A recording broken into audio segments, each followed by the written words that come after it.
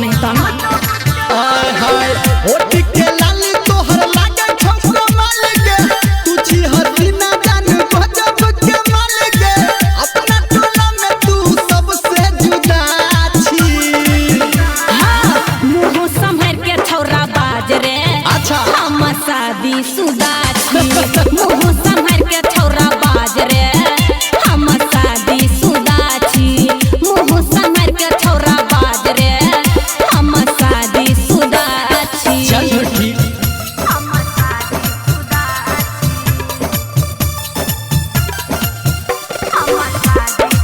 मां Gayatri recording studio DJ गुटवाली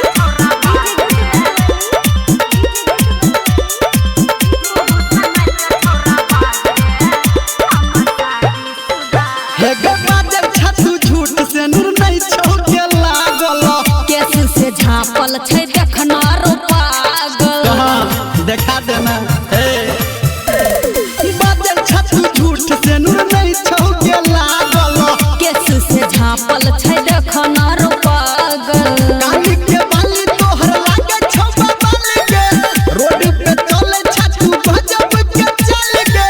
तोरा जवानी पे हम दिल से फिदा छी।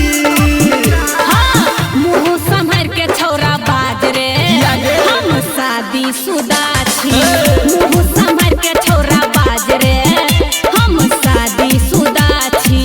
मुंह संभर के छौरा बाज रे हम शादी शुदा छी। लागे भी छी लेके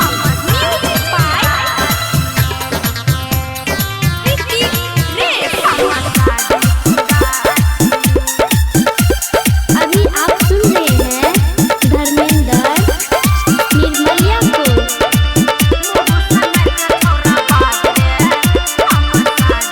सही सही बाज तोहर कते छवि बाना हम की कहबो रे नया छै जमाना से त छै हे गे सही सही बाज तोहर कते छवि बाना हम की कहबो रे नया छै जमाना आँख के काजल तोहर करैया हाल के राइटर सन के बोलो नहीं डाल के कहो धर्मेंद्र हम छौरा सीधा छी। हां मुंह संभर के छौरा बाज रे अच्छा हम शादी शुदा छी मुंह संभर के छौरा बाज रे हम शादी शुदा छी मुंह संभर के छौरा बाज रे हम शादी शुदा छी